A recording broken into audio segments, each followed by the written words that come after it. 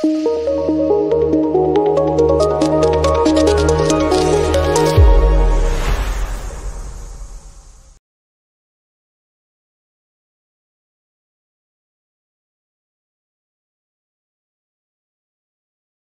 ಸ್ನೇಹಿತರೆ, ಇವತ್ತು ಮೇ 1, 2024. ನನ್ನ ಜೊತೆಗೆ ನಾಗಭೂಷಣ್ ಸರ್ ಇದ್ದಾರೆ, ಅಡ್ವೊಕೇಟ್. ಅವರು ಪರ್ಟಿಕ್ಯುಲರ್ಲಿ ಅವರು ಈ ಲೇಬರ್ ಸಂಬಂಧಪಟ್ಟಿದ್ದ ಕೇಸ್ಗಳನ್ನು ಹ್ಯಾಂಡಲ್ ಮಾಡ್ತಾರೆ. ಅವ್ರ ಜೊತೆಗೆ ಇವತ್ತು ಇಂಟ್ರಾಕ್ಷನ್ ಮಾಡೋಣ, ಅವ್ರು ಏನು ಹೇಳ್ತಾರೆ ಅನ್ನೋದನ್ನು ಕೇಳೋಣ. ಸರ್, ಪ್ರಮೋದ್ ನ್ಯೂಸ್ ವಾಹಿನಿಗೆ ಸ್ವಾಗತ. ನೀವು ಈ ಕಾರ್ಮಿಕರ ದಿನಾಚರಣೆ ಬಗ್ಗೆ ಏನು ಹೇಳ್ತೀರಾ ಅನ್ನೋದು ದಯವಿಟ್ಟು ಹೇಳಿ ಸರ್. ಕಾರ್ಮಿಕ ದಿನಾಚರಣೆ ಅಂತಕ್ಕಂಥದ್ದು 1889ರಲ್ಲಿ ಅಮೇರಿಕಾ ದೇಶದಲ್ಲಿ ಯಾವುದೋ ಒಂದು ಗಲಾಟೆ ಆದಾಗ ಕಾರ್ಮಿಕರೆಲ್ಲ ಒಂದಾದರು. ಅದ್ರ ಮೇಲೆ ಭಾರತ ದೇಶದಲ್ಲಿ 1926ರಲ್ಲಿ ಭಾರತೀಯ ಟ್ರೇಡ್ ಯೂನಿಯನ್ ಆ್ಯಕ್ಟ್ ಅಂತ, Indian trade union act of 1926 ಅಂತಕ್ಕಂಥದ್ದು ಜಾರಿಗೆ ಬಂದಿದ್ದು. ಅದು ಎಲ್ಲಿ ಬಿನ್ನಿ ಮಿಲ್ಲಲ್ಲಿ ಕೆಲಸ ಮಾಡ್ತಂಥ ಕಾರ್ಮಿಕರು, ಅವತ್ತಿನ ಕಾರ್ಮಿಕ ನಾಯಕರುಗಳು ಎಲ್ಲ ಸೇರಿ ಈ ಕಾರ್ಮಿಕ ದಿನಾಚರಣೆಯನ್ನು ಆಚರಿಸಬೇಕು ಅಂಥೇಳಿ ಭಾರತದಲ್ಲಿ ನಾವು ಮೊದಲನೇ ತಾರೀಕು ಮೇ ತಿಂಗಳಲ್ಲಿ ಆಚರಿಸ್ತಾಯಿದ್ವಿ.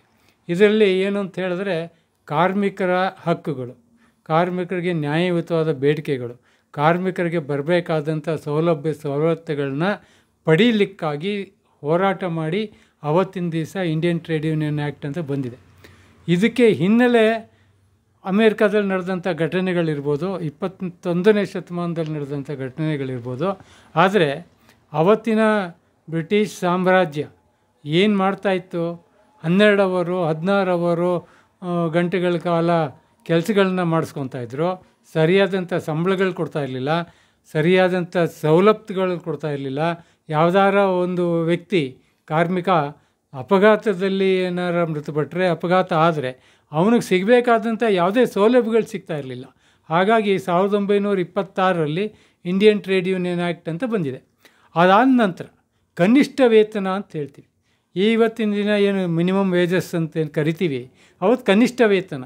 ಆ ಕನಿಷ್ಠ ವೇತನ ಸ್ವಾತಂತ್ರ್ಯ ಪೂರ್ವ ಮುಂಚೆ ಅಂದರೆ 1936ನೇ ಇಸ್ವಿಯಲ್ಲಿ ಜಾರಿಗೆ ಬಂದಿದೆ. ಅವತ್ತಿನ ದಿನ ಇದ್ದಂಥ ಸರ್ಕಾರ ಯಾವುದು? ಬ್ರಿಟಿಷ್ ಸರ್ಕಾರ. ಆ ಸರ್ಕಾರ ಕಾರ್ಮಿಕರ ಬಗ್ಗೆ ಎಷ್ಟು ಕಾಳಜಿ ವಹಿಸಿದೆ ಅಂತಕ್ಕಂಥದ್ದು ಈ ಒಂದು ಸಾಕ್ಷಿ ಆಗ್ತದೆ, ಈ ಕಾಯ್ದೆ ಒಂದು ಸಾಕ್ಷಿ ಆಗ್ತದೆ. ಈ ಸಾಕ್ಷಿ ಆಗಿರ್ತಕ್ಕಂಥದ್ದೇ ಇವತ್ತು ನಾವು ನಡೆಸ್ಕೊಂಡು ಬರ್ತಾ ಇರ್ತಕ್ಕಂಥದ್ದು. ಅದಾದ ನಂತರ ನಮಗೆ ಸ್ವಾತಂತ್ರ್ಯ ಪೂರ್ವಕ್ಕೆ ಮತ್ತೊಂದು ಕಾಯ್ದೆ ಬರ್ತದೆ, ಭಾರತೀಯ ಸ್ಥಾಯಿ ಆದೇಶಗಳ ಕಾಯ್ದೆ 1946 ಅಂತ. ಈ ಯಾತಕ್ಕೆ ಈ ವಿಷಯಗಳನ್ನೆಲ್ಲ ನಾವು ಹೇಳಬೇಕಾಗಿದೆ ಅಂತ ಹೇಳಿದ್ರೆ, ಈ ಕಾರ್ಮಿಕ ದಿನಾಚರಣೆಯ ಒಂದು ಹೋರಾಟದ ಮನೋಭಾವದಿಂದ, ಆ ಹೋರಾಟದ ಸಲುವಾಗಿ ಈ ಕಾಯ್ದೆಗಳೆಲ್ಲ ಬರ್ತದೆ. 1946ರಲ್ಲಿ ಬಂದಂಥ ಕಾಯ್ದೆ ಭಾರತೀಯ ಸ್ಥಾಯಿ ಆದೇಶಗಳ ಕಾಯ್ದೆ ಅಂತ ಹೇಳ್ತಾರೆ. ಆ ಸ್ಥಾಯಿ ಆದೇಶಗಳು ಅಂತಂದ್ರೇನು? ಒಂದು ಕಾರ್ಖಾನೆಯಲ್ಲಿ ಒಂದು ನಿಯಮಗಳು, ಒಂದು ಕಾನೂನುಗಳು, ಅದನ್ನು ನಾನೇನು ಮಾಡ್ತೀನಿ, ನೀನೇನು ಮಾಡಬೇಕು, ಇದರಲ್ಲಿ ವೇತನ ಯಾವತ್ತು ಕೊಡಬೇಕು, ಯಾವ ರೀತಿಯಾದಂಥ ಆರೋಪಗಳನ್ನ ಸಾಬೀತುಪಡಿಸುವಲ್ಲಿ ಯಾವ ರೀತಿಯಾದಂಥ ರೀತಿ ರಿವಾಜುಗಳನ್ನ ಕಾನೂನಾತ್ಮಕವಾಗಿ ತಗೋಬೇಕು, ಎಲ್ಲಿ 100ಕ್ಕಿಂತ ಹೆಚ್ಚಿನ ಕಾರ್ಮಿಕರು ಒಂದು ಕಾರ್ಖಾನೆಯಲ್ಲಿ ಕಾಯಂ ನೌಕರಾತಿ ಅಂತ ಇರ್ತಾರೆ ಅಥವಾ ನೌಕರಾತಿ ಇದ್ದರೆ ಆ ಕಾಯ್ದೆ ಅಳವಡಿಸಲೇಬೇಕಾಗ್ತದೆ. 1946 ಕಾಯ್ದೆ ಸುಮಾರು ಇವತ್ತಿಗೆ ಲೆಕ್ಕ ಹಾಕಿದ್ರೆ 66 ವರ್ಷಗಳಾಗ್ತದೆ. 66-67 ವರ್ಷ ಆದರೂ ಕೂಡ ಅದು ಇವತ್ತು ಚಾಲ್ತಿಯಲ್ಲಿರ್ತದೆ. ಇದನ್ನು ನೋಡಿಕೊಂಡು, ಇದನ್ನು ನಾವು ಪರಿಶೀಲಿಸಿದಾಗ ಭಾರತೀಯ ಸರ್ಕಾರ, ಅಂದಿನ ಭಾರತೀಯ ಸರ್ಕಾರ ಇನ್ನೊಂದು ಕಾನೂನನ್ನು ಸ್ವಾತಂತ್ರ್ಯ ಪೂರ್ವದಲ್ಲೇ ತರ್ತದೆ. 1/4/1947ರಲ್ಲಿ ಇಂಡಸ್ಟ್ರಿಯಲ್ ಡಿಸ್ಪ್ಯೂಟ್ ಆ್ಯಕ್ಟ್ ಅಂತ ಅಂದಿರ್ತದೆ. ಆದರೆ ಆವತ್ತಿನ ಸರ್ಕಾರಗಳು ನಾವು ಕಾರ್ಮಿಕರಿಗೆ ಎಷ್ಟು ಸವಲತ್ತುಗಳನ್ನ ಒದಗಿಸ್ಕೊಡ್ಬೇಕು, ಯಾವ್ಯಾವ ಕಾಯ್ದೆಗಳನ್ನ ತರಬೇಕು ಅಂತಕ್ಕಂಥದ್ದು ಆ ಸರ್ಕಾರಕ್ಕಿದ್ದಂಥ ಮನೋವರಿಕೆ ಆಯಿತು. ಆದರೆ ಅದೆಲ್ಲದಕ್ಕೂ ಹೆಚ್ಚಾಗಿ ಅವತ್ತಿನ ಕಾರ್ಮಿಕ ನಾಯಕರಾಗಿರ್ತಕ್ಕಂಥವ್ರು ಎಸ್ ಎ ಡಾಂಗೆ ಮತ್ತು ಮತ್ತಿತರರು, ಪಾಟೀಲರು, ಇವ್ರನ್ನೆಲ್ಲ ನಾವು ನೆನೆಸ್ಕೋಬೇಕಾಗ್ತದೆ ಈ ಕಾರ್ಮಿಕ ದಿನಾಚರಣೆ ಅಂಗವಾಗಿ. ಅವರೆಲ್ಲ ಹೋರಾಟ ಮಾಡದೆ ಹೋಗಿದ್ದಾರೆ.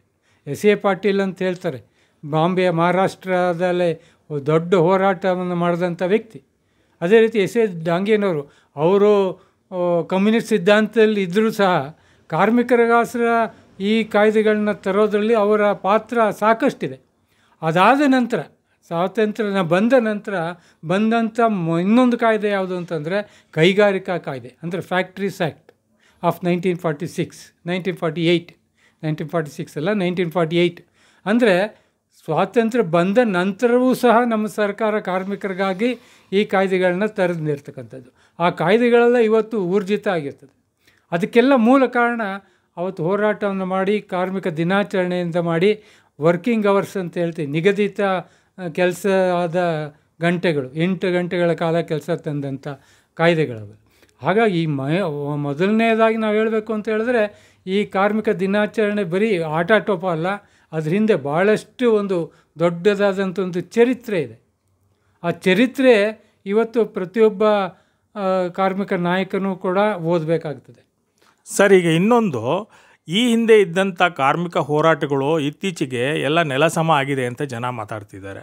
ಅದರಲ್ಲೂ ಕಾರ್ಮಿಕರ ಶೋಷಣೆ ತುಂಬ ನಡೀತಿದೆ ಅಂತ ಜನ ಮಾತಾಡ್ತಿದ್ದಾರೆ. ಇದ್ರ ಬಗ್ಗೆ ತಾವೇನು ಹೇಳ್ತೀರಾ ಸರ್? ನೋಡಿ, ಇದೇನು ಅಂತ ಹೇಳಿದ್ರೆ 1981-82ರಲ್ಲಿ ಕೇಂದ್ರ ಸರ್ಕಾರದ ಸ್ವಾಮ್ಯಕ್ಕೆ ಒಳಪಡಿದಂಥ ಕಾರ್ಖಾನೆಗಳು, ಕೇಂದ್ರ ಅಂದರೆ ಪಬ್ಲಿಕ್ ಸೆಕ್ಟರ್ ಅಂಡರ್ಟೇಕಿಂಗ್ ಅಂತ ಹೇಳ್ತೀವಿ. ಅವತ್ತು ಇಂದಿರಾ ಗಾಂಧಿಯವರು ಪ್ರೈಮ್ ಮಿನಿಸ್ಟರ್ ಆಗಿದ್ದರು, CM ಸ್ಟೀಫನ್ ಅಂತಕ್ಕಂಥವ್ರು ಇಂಡಸ್ಟ್ರಿ ಮಿನಿಸ್ಟರ್ ಆಗಿದ್ದರು. ಅವತ್ತು ತೆಗೆದುಕೊಂಡಂಥ ನಿರ್ಧಾರ ಏನಿದೆ, ಆ ನಿರ್ಧಾರದ ಫಲವಾಗಿ ಇವತ್ತು ಎಲ್ಲ ಕಾರ್ಮಿಕರು ಸಫರ್ ಆಗಬೇಕಾಗ್ತದೆ, ಅವರ ತೊಂದರೆ ಆಗ್ತದೆ. ಕಾರಣ ಏನು?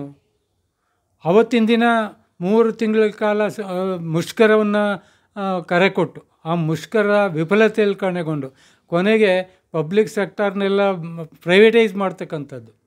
ಆಗ ಅದು ದೊಡ್ಡ ಹೊಡೆತವಿತ್ತು. ಆ ನಂತರ ಎಲ್ಲ ಕಾರ್ಖಾನೆಗಳ ಮುಂದೆ ಬಾವುಟ ಹಾರಿಸ್ತಕ್ಕಂಥದ್ದು. ನ್ಯಾಯಯುತವಾದ ಬೇಡಿಕೆಗಳನ್ನ ನಾವು ಈಡೇರಿಸ್ಕೋಬೇಕಾದ್ರೆ ಸಾಕಷ್ಟು ಪರಿಶ್ರಮ ಪಡಬೇಕು. ಅದು ಕಾನೂನಲ್ಲಿ ಅವಕಾಶಗಳಿದೆ. ಆ ಕಾನೂನು ಅವಕಾಶಗಳನ್ನ ಬಿಟ್ಟು ನಾವು ಬೀದಿಗಿಳಿತೀವಿ, ಹೋರಾಟವನ್ನು ಮಾಡ್ತೀವಿ, ಸ್ಟ್ರೈಕ್ ಮಾಡ್ತೀವಿ.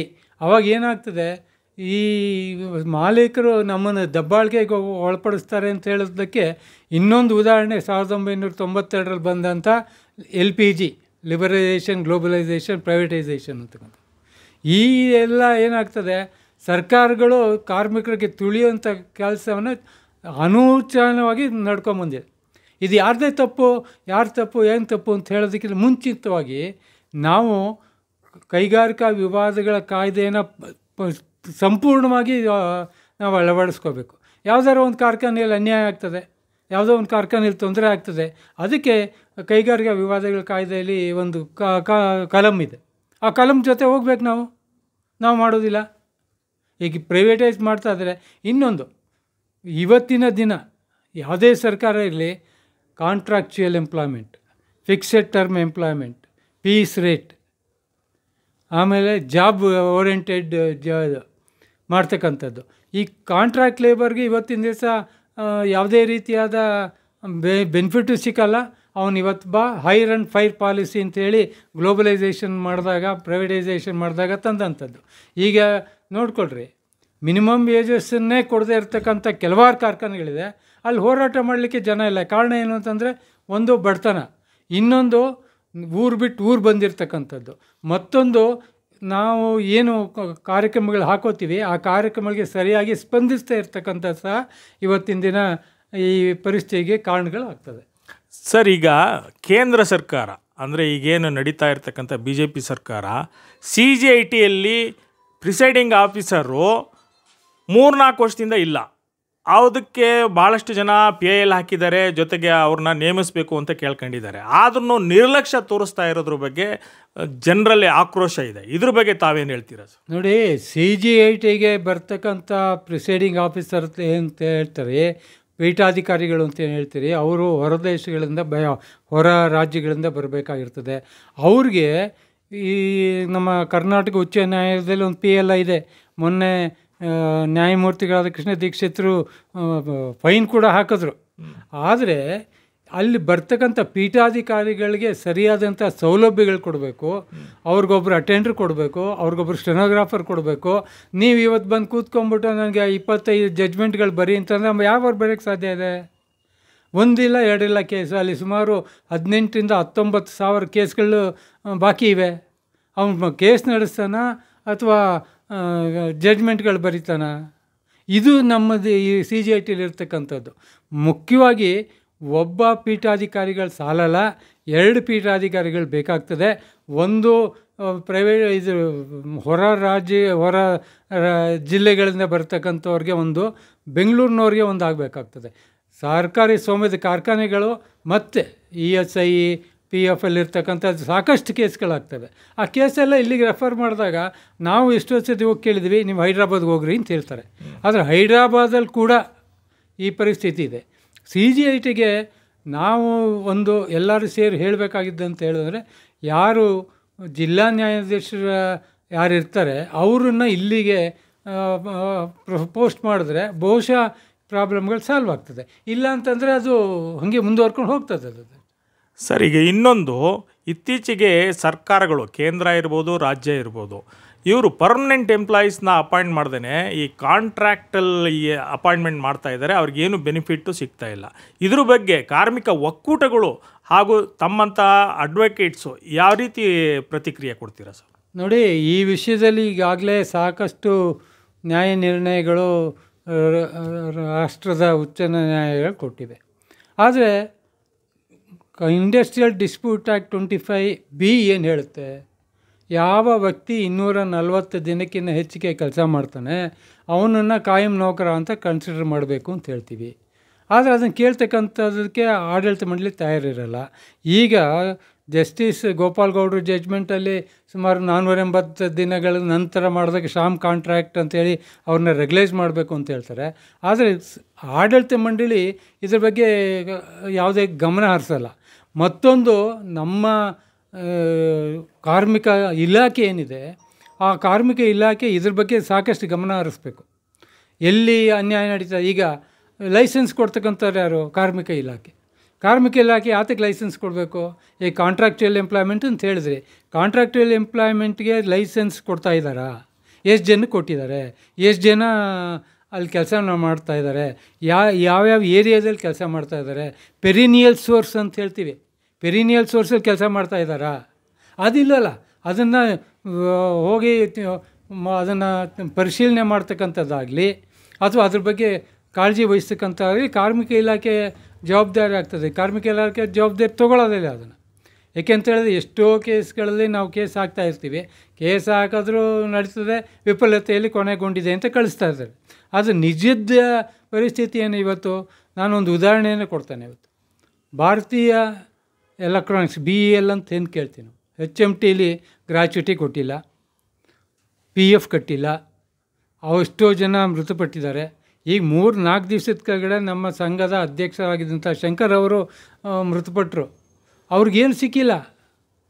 ಅದೇ ರೀತಿ HMT, ಇವತ್ತು HMT ಕಾರ್ಖಾನೆ ದೇಶದಲ್ಲಿ ಅತ್ಯುನ್ನತ ಕಾರ್ಖಾನೆ ಅಂತ ಹೇಳ್ತಾಯಿದ್ರು. ಇಂಪೋರ್ಟ್ ಮಾಡ್ತಾಯಿದ್ವಿ ಲೇತ್ ಮಿಷಿನ್ಗಳನ್ನ. ಇವತ್ತು ಹಾಳು ಮಾಡಿದವ್ರು ಯಾರು? ಸರ್ಕಾರ ಮತ್ತು ನಮ್ಮ ಕಾರ್ಮಿಕ ಸಂಘಗಳು. ಇದು ಮಾಡಬಾರ್ದು ಯಾವತ್ತೂ. ಈಗ BELಲ್ಲಿ ನಾವು ಇವತ್ತು ಲೆಕ್ಕ ಹಾಕಿದ್ರೆ 1000 ಜನ ಕಾಯಂ ನೌಕರರಿಲ್ಲ, 12,000 ಜನ ಗುತ್ತಿಗೆ ನೌಕರರಿದ್ದಾರೆ. ಆ ಗುತ್ತಿಗೆ ನೌಕರು 22-24 ವರ್ಷದಿಂದ ಕೆಲಸ ಮಾಡ್ತಾಯಿದ್ದಾರೆ. ಅವ್ರ ಬಗ್ಗೆ ಕಾಳಜಿ ಯಾರು ವಹಿಸಲ್ಲ. ನಾವೇನಾದ್ರು ತೆಗೆದುಕೊಳ್ತೀವಿ, ಆ ವಿಷಯ ತೊಗೋತೀವಿ ಅಂತ ಹೇಳಿದ್ರೆ ಅದು ಬೇರೆ ರೀತಿಯಾಗಿ ಮಾರ್ಪಡುತ್ತೆ. ಸರ್ಕಾರ ಹೇಳುತ್ತೆ ಇಲ್ಲ ನಾವು ಕಾಂಟ್ರಾಕ್ಟಲ್ಲಿ ಎಷ್ಟು ದಿವಸ ಅಂತ ಕಾಂಟ್ರಾಕ್ಟಲ್ಲಿ ಇಟ್ಕೊತೀರಿ. ಈಗ ಯಾವುದೇ ಬೇಡ, ಉದಾಹರಣೆಗೆ ನಾನು ಭವಿಷ್ಯ ನಿಧಿ ಇಲಾಖೆಗೆ ನೋಡಿರಿ. ಭವಿಷ್ಯ ನಿಧಿ ಇಲಾಖೆಗೆ ಹೋದರೆ 75% ಗುತ್ತಿಗೆ ಕಾರ್ಮಿಕರು. ಯಾರು ಏನಾರು ಹೆಚ್ಚು ಕಮ್ಮಿ ಆದರೆ ಏನು ಮಾಡಬೇಕು? ಇದನ್ನು ಎಲ್ಲ ಕಾರ್ಮಿಕ ಸಂಘಗಳು ಒಕ್ಕೂಟಗಳು ಒಂದಾಗಬೇಕು. ಆ ಕಾರ್ಖಾನೆಯಲ್ಲಿ ಯಾರು ಗುತ್ತಿಗೆ ಕಾರ್ಮಿಕರು 240 ದಿವಸ ಅಥವಾ 480 ದಿವಸಕ್ಕಿಂತ ಹೆಚ್ಚಿಗೆ ಕೆಲಸ ಮಾಡಿದರೆ ಅವ್ರನ್ನೆಲ್ಲರೂ ಕಾಯಂ ನೌಕರ ಕೊಡಿ ಅಂತೇಳಿ ಡಿಮ್ಯಾಂಡನ್ನೇ ಇಡಬೇಕು ಫಸ್ಟ್. ಆವಾಗ ಡಿಮ್ಯಾಂಡ್ ಇಟ್ಟರೆ ಅದೆಲ್ಲ ಒಂದು ಕಡೆ ಸಾಲ್ವ್ ಆಗ್ತದೆ. ಸರ್, PD ಕಲೆಕ್ಟ್ರಾಗಿ ವರ್ಕ್ ಮಾಡ್ತಾ ಇರ್ತಕ್ಕಂಥ ಬ್ಯಾಂಕ್ಗಳಲ್ಲಿ ಅವ್ರಿಗೆ ವರ್ಕ್ಮನ್ ಅಂತ ಹೇಳಿ ಸುಪ್ರೀಂ ಕೋರ್ಟ್ ಸ್ಟೇಟಸ್ ಕೊಟ್ಟಿದೆ. ಆದರೆ ಬ್ಯಾಂಕ್ ಮ್ಯಾನೇಜ್ಮೆಂಟ್ ಏನು ಹೇಳ್ತಾ ಇದೆ ಅಂದರೆ, ನೀವು ಲಿಮಿಟೆಡ್ ಪರ್ಪಸ್ಗೆ ವರ್ಕ್ಮನ್ನು, ನಿಮ್ಗೆ ಯಾವುದೇ ರೀತಿ ಬೆನಿಫಿಟ್ ಬರಲ್ಲ ಎಕ್ಸೆಪ್ಟ್ ಗ್ರ್ಯಾಚ್ಯುಟಿ ಅಂತ ಹೇಳ್ತಾರೆ. ಇದ್ರ ಬಗ್ಗೆ ತಾವೇನು ಹೇಳ್ತೀರಾ? ನೋಡಿ, ಸುಪ್ರೀಂ ಕೋರ್ಟ್ನವರು ದೇಶದ ಉಚ್ಚ ನ್ಯಾಯಾಲಯ, ಸರ್ವೋಚ್ಚ ನ್ಯಾಯಾಲಯ 2001 ಇದರಲ್ಲಿ ಒಂದು ನ್ಯಾಯ ನಿರ್ಣಯ ಕೊಡುತ್ತದೆ. Pigmy collectors R the employees, commission is nothing but wages ಅಂತ ಹೇಳ್ತಾರೆ. ಸೊ ವೇಜಸ್ ಅಂತ ಹೇಳಿದಾಗ ನೀವು ಪಿಗ್ಮಿ ಕಲೆಕ್ಟರ್ಸು ಕಾಯಂ ನೌಕರಾತಿ, commission is also a wages ಅಂತ ಹೇಳ್ತಾರೆ. ನಿಮಗೆ ಕಮಿಷನ್ ಮೇಲೇ ಗ್ರ್ಯಾಚ್ಯುಟಿ ಕೊಟ್ಟಿರ್ತಕ್ಕಂಥ ಉದಾಹರಣೆಗಳಿವೆ.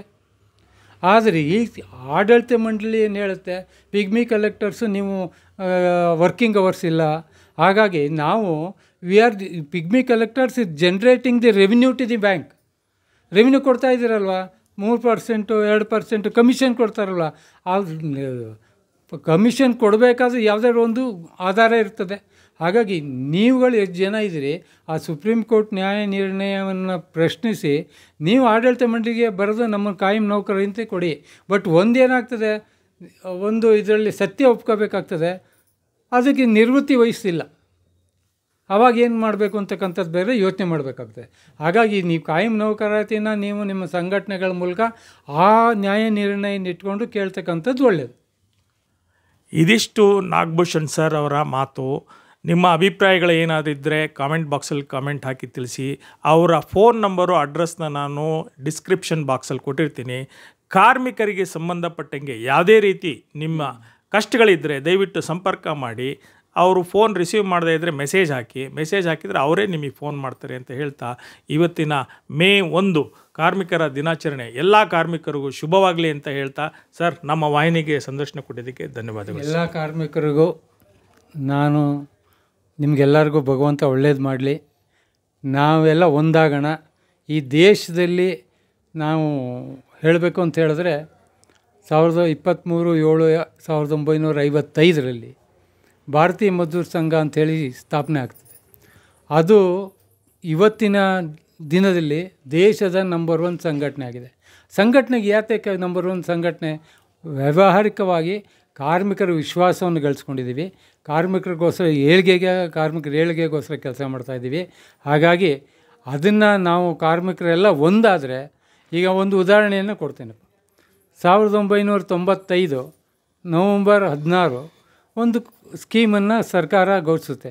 ಅಂದಿನ ಕಾರ್ಮಿಕ ಮಂತ್ರಿಯಾದ P.A. ಸಂಗಮ ಅವ್ರ ಜೊತೆ ಕೂಡ ನಾವು ಸಾಕಷ್ಟು ನಮ್ಮ ಆಲಂಪಳ್ಳಿಯವ್ರ ಜೊತೆ ಸಾಕಷ್ಟು ವ್ಯವಹಾರ ಮಾಡಿ ಪೆನ್ಷನ್ ಸ್ಕೀಮ್ ಅಂತ ಮಾಡಿದ್ದೀವಿ. ಅವತ್ತು ಬಂದಂಥ ಪೆನ್ಷನ್ ಸ್ಕೀಮ್ ಇವತ್ತು ಕೂಡ ನಾವು ಬದಲಾವಣೆ ಮಾಡೋಕ್ಕಾಗಿಲ್ಲ. ಕೇರಳ ಹೈಕೋರ್ಟ್ ಒಂದು ಹೇಳುತ್ತೆ, ಸುಪ್ರೀಂ ಕೋರ್ಟ್ ಒಂದು ಹೇಳುತ್ತೆ. ಆದರೆ ಅವತ್ತಿನ ದಿನ ಇದ್ದಂಥದ್ದು ಪರಿಸ್ಥಿತಿ ಇವತ್ತಿಲ್ಲ. ಆದರೆ ಆ ವಿಷಯದಲ್ಲಿ ನಾವೆಲ್ಲ ಹೋರಾಟ ಮಾಡಿದ್ರೆ ಈಗ ನಿವೃತ್ತಿ ಆಗ್ತಕ್ಕಂಥ ಕಾರ್ಮಿಕರಿಗೂ ಒಳ್ಳೆಯದಾಗುತ್ತೆ, ನಿವೃತ್ತಿ ಆಗಿರ್ತಕ್ಕಂಥ ಕಾರ್ಮಿಕರಿಗೂ ಸಹ ಒಳ್ಳೆಯದಾಗುತ್ತೆ. ಇದರಾಗಿ ನಾವೆಲ್ಲ ಒಂದಾಗೋಣ ಅಂತ ಹೇಳ್ತಾ ಈ ಮೇ ಡೇನ ಶುಭಾಶಯಗಳನ್ನ ತಿಳಿಸ್ತಾ, ಭಗವಂತ ತಮ್ಮೆಲ್ಲರಿಗೂ ಆಯುಸ್ಸು ಆರೋಗ್ಯ ಕೊಟ್ಟು ಕಾಪಾಡಲಿ ಅಂತೇಳಿ ನಾನು ಆ ಭಗವಂತನಲ್ಲಿ ಪ್ರಾರ್ಥನೆ ಮಾಡ್ಕೋತೀನಿ. ನನ್ನ ಜೊತೆಗೆ ದೀಪ ಲೇಬರ್ ಪರವಾಗಿ ಹೋರಾಟ ಮಾಡ್ತಾ ಇರ್ತಕ್ಕಂಥ ಅಡ್ವೊಕೇಟ್ ಮೇಡಮ್ ಅವರಿದ್ದಾರೆ. ಅವರು ಕಾರ್ಮಿಕರ ದಿನಾಚರಣೆ ಬಗ್ಗೆ ಏನು ಹೇಳ್ತಾರೆ ಕೇಳೋಣ ಬನ್ನಿ. ಎಲ್ರಿಗೂ ನಮಸ್ಕಾರ. ನಾನು ದೀಪ ಅಂತ, ಅಡ್ವೊಕೇಟು. ನಾನು ಕಾರ್ಮಿಕರ ಪರವಾಗಿ ಹೋರಾಟ ಮಾಡೋದಕ್ಕೆ ಇತ್ತೀಚೆಗೆ ಇದು ಮಾಡಿದ್ದೀನಿ. ಇದಕ್ಕೆ ಸ್ಫೂರ್ತಿ ಬಂದು ನಮ್ಮ ಸೀನಿಯರ್ ನಾಗಭೂಷಣ್ ಸರ್ ಅವರು. ಸೊ ಹಂಗಾಗಿ ಅವ್ರ ಕೈ ಕೆಳಗಡೆ ನಾನು ಕೆಲಸ ಮಾಡ್ತಾ ಏನು ಕಾರ್ಮಿಕರಿಗೆ ಸಣ್ಣ ಪುಟ್ಟ ಏನು ತೊಂದರೆಗಳಿದೆ ಅದನ್ನು ಇದು ಮಾಡಿಕೊಂಡು ಅದರಲ್ಲೂ ಮುಖ್ಯವಾಗಿ BMTC KSRTCಲಿ ಕೆಲಸ ಮಾಡ್ತಿರೋಂತಹ ಸಿಬ್ಬಂದಿಗಳ ಸಮಸ್ಯೆಗಳ ಬಗ್ಗೆ ನೋಡ್ತಾ ಹೋದಂಗೆ ಇನ್ನೂ ತುಂಬ ಆಳವಾದ ಸಮಸ್ಯೆಗಳು ಅನುಭವಿಸ್ತಾ ಇದ್ದಾರೆ ಅವರು ಅನ್ನೋದು ಗಮನಕ್ಕೆ ಬಂದಾಗ ನಾನು ಸರ್ ಹತ್ರ ಮಾತಾಡಿ, ನಮ್ಮ ಸೀನಿಯರ್ ಹತ್ರ ಮಾತಾಡಿ, ಅವಾಗ ನಮ್ಮ ಸೀನಿಯರ್ ಧೈರ್ಯ ಕೊಟ್ಟರು. ಇಲ್ಲಮ್ಮ ನೀನು ಮುಂದೆ ಹೋಗು, BMTC KSRTCಲಿ ಕೆಲಸ ಮಾಡ್ತಿರೋವಂಥ ಅನೇಕ ಕಾರ್ಮಿಕರಿಗೆ ಒಂದು ಒತ್ತಾಸೆಯಾಗಿ ನಿಂತ್ಕೋಬೇಕು, ನಿನ್ನಿಂದ ಅನೇಕ ಜನಕ್ಕೊಂದು ಅನುಕೂಲ ಆಗಬೇಕು ಅಂತ ಹೇಳಿ ನನಗೆ ಸ್ಟಾರ್ಟಿಂಗಿಂದ ಲೇಬರ್ ಬಗ್ಗೆ ಫೀಡ್ ಮಾಡ್ತಾ ಸರ್ ಇವತ್ತು ಈ ಮಟ್ಟಕ್ಕೆ ಕರ್ಕೊಂಬಂದು ನಿಲ್ಲಿಸಿದ್ದಾರೆ. ಅದರಲ್ಲೂ ಎಸ್ಪೆಷಲಿ ಡ್ರೈವರ್, ಕಂಡಕ್ಟರ್ಸು, ಮೆಕ್ಯಾನಿಕ್ಸ್ ಬಗ್ಗೆ ಹೋರಾಟನ ಮಾಡ್ತಾಯಿದ್ದೀವಿ. ಮೇಯ್ನು BMTC ಮತ್ತು KSRTCಲಿ ಕಾರ್ಮಿಕರಿಗೆ ಒಂದು CND ರೂಲ್ಸ್ ಇದ್ರೂ ಅದು ಹಳೆ ಕಾಲದ CND ರೂಲ್ಸ್ನ ಉಪಯೋಗಿಸ್ಕೊಂಡು ಹಿಗ್ಗಾಮುಗ್ಗ ಅವ್ರನ್ನ ಬಳಸ್ಕೊತಾ ಇರೋವಂಥ ಉದಾಹರಣೆಗಳು ಸುಮಾರಿದೆ. ಚಿಕ್ಕ ಪುಡ್ದಕ್ಕೆ ಅವ್ರಿಗೆ ಮೆಮೊಗಳನ್ನ ಕೊಡೋದು, ಮಾನಸಿಕವಾಗಿ ಅವರು ತುಂಬ ಡಿಪ್ರೆಷನ್ಗೆ ಹೋಗೋ ಥರ ಮಾಡೋದು, ಸಿಕ್ಕಾಪಟ್ಟೆ ಅವರಿಗೆ ಫೈನ್ಗಳನ್ನ ಹಾಕೋದು, ಎನ್ಕ್ವೈರಿಗಳು ಮಾಡದೇ ಇರೋದು, ಎನ್ಕ್ವೈರಿ ಆಫೀಸರ್ಗಳನ್ನ ಹೊರಗಡೆಯಿಂದ ನೇಮಕ ಮಾಡದೆ ಅವರೇ DC ಆಮೇಲೆ DMEಗಳನ್ನ ಅವರೇ ನೇಮಕ ಮಾಡಿಕೊಂಡು ಇದು ಮಾಡೋದು, ಒಂದು ದಿನ ಆಬ್ಸೆಂಟ್ ಆದರೆ ವಾರದಲ್ಲಿ ಅವ್ರಿಗೆ ವೀಕ್ ಆಫ್ ಕೊಡಲ್ಲ ಅನ್ನೋದು, ಅಥವಾ ರಜಾ ಕೊಡಬೇಕು ಅಂದರೆ ನೀವು LMSಲ್ಲೇ ಅಪ್ಲೈ ಮಾಡ್ಕೋಬೇಕು, LMSಲ್ಲಿ ಕೋಟಾ ಇದ್ದರೆ ಮಾತ್ರ ಕೊಡ್ತೀವಿ ಅನ್ನೋದು. ಎಷ್ಟೋ ಸಂದರ್ಭದಲ್ಲಿ ಕಾರ್ಮಿಕರಿಗೆ ಸಡನ್ನಾಗಿ ಇಂಥ ಪರಿಸ್ಥಿತಿ ಬರುತ್ತೆ ಅಂತ ಗೊತ್ತಾಗಲ್ಲ. ಅವ್ರ ಆರೋಗ್ಯ ಕೆಟ್ಟಿರ್ಬೋದು ಅಥವಾ ಅವರಲ್ಲಿ ಯಾರಾದರೂ ಒಬ್ಬರು ಡೆತ್ ಆಗ್ಬೋದು. ಅಂಥ ಟೈಮಲ್ಲಿ ಏನಾದರೂ ಕೇಳಿದಾಗ ಇಲ್ಲ ನೀವು LMS ಉಂಟು ನೀವುಂಟು ಅನ್ನೋ ಥರ ಅಂಥ ಪರಿಸ್ಥಿತಿ. ಒಂದೊಂದು ಕಡೆ ಅಂತೂ ತೀರಾ ಡಿಪೋ ಮ್ಯಾನೇಜರ್ಗಳದ್ದು ಹಾವಳಿ ಹೆಂಗಾಗಿದೆ ಅಂದರೆ ದುಡ್ಡು ಕೊಟ್ಟರೆ ಲೀವ್ಗಳನ್ನ ಮಾಡೋವಂಥದ್ದು. ಎಷ್ಟೋ ಜನ ಕಾರ್ಮಿಕರಿಗೆ ಮುಂದೆ ಏನು ಅಂತ ದಾರಿ ಗೊತ್ತಿರಲ್ಲ, ಅವ್ರಿಗಿರೋ ಹಕ್ಕುಗಳ ಬಗ್ಗೆನೇ ಅವ್ರಿಗೆ ಗೊತ್ತಿರಲ್ಲ.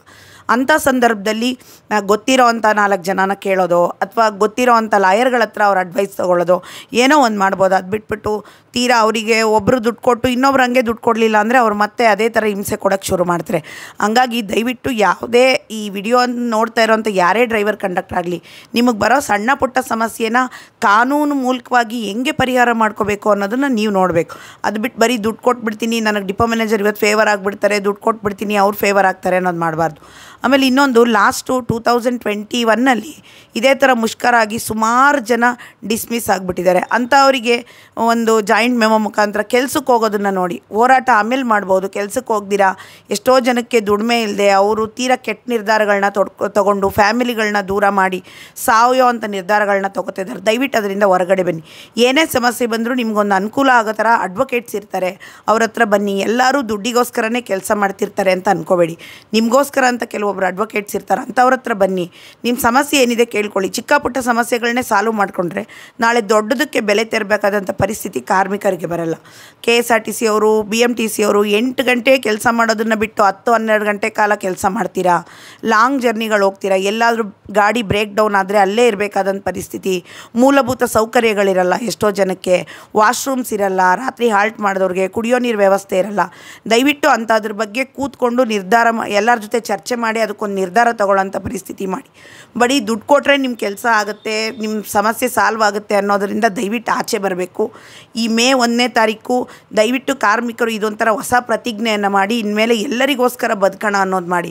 ನಾಳೆ ಪಕ್ಕದ ಮನೆಗೆ ಬಂದಿದ್ದು ನಿಮ್ಮ ಮನೆಗೂ ಬಂದೇ ಬರುತ್ತೆ. ಅದನ್ನು ಯಾವತ್ತೂ ಗಮನದಲ್ಲಿಟ್ಕೊಂಡು ದಯವಿಟ್ಟು ಮುಂದುವರಿರಿ. ಮುಂದೆ ಯಾವುದೇ ನಮ್ಮ ಕಡೆಯಿಂದ ಸಹಾಯ, ನನ್ನ ಕಡೆಯಿಂದ ಮತ್ತು ನನ್ನ ಸೀನಿಯರ್ ಕಡೆಯಿಂದ ಯಾವುದೇ ಸಹಾಯ ಆಗಬೇಕಾದ್ರೂ ಬನ್ನಿ. ನನ್ನ ಫೋನ್ ನಂಬರ್ನ ಸರ್ ಡಿಸ್ಕ್ರಿಪ್ಷನ್ ಬಾಕ್ಸಲ್ಲಿ ಕೊಡ್ತಾರೆ, ನಂದು ನಮ್ಮ ಸರ್ದು ಅಡ್ರೆಸ್ ಕೊಡ್ತಾರೆ. ದಯವಿಟ್ಟು ನಿಮ್ಗೇನೇ ಸಮಸ್ಯೆ ಇದ್ದರೂ ಬಂದು ಸಂಪರ್ಕ ಮಾಡಿ. ನಮಸ್ಕಾರ. ಇದಿಷ್ಟು ದೀಪಾ ಮೇಡಮ್ ಅವರ ಅನಿಸಿಕೆ.